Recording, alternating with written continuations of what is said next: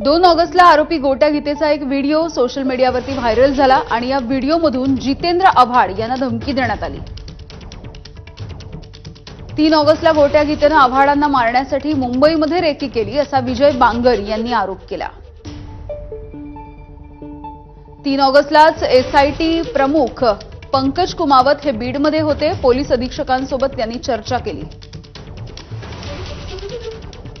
3 ऑगस्टला पंकज कुमावत यांनी बीड एलसीबी कडून या सगळ्याच प्रकरणाची संपूर्ण माहिती जाणून घेतली। त्याच दिवशी गोट्या गीतेवरती बीड, पुणे, परभणी, लातूरमध्ये 16 गुन्हे दाखल आहेत असं अंजली दमानी यांनी ट्विटही केलं। पुढे 4 ऑगस्टला रोहित पवार यांनी आरोपी परदेशामध्ये पळून जातील असा दावा केला आणि 4 ऑगस्ट म्हणजे आजच पंकज कुमावत हे परळीमध्ये येण्याची शक्यता आहे। महादेव मुंडे यांच्या कुटुंबियांचे आरोप फेटाळणाऱ्या सुशील कराड याला महादेव मुंडे यांच्या पत्नी ज्ञानेश्वरी मुंडे यांनी आता उत्तर दिलं।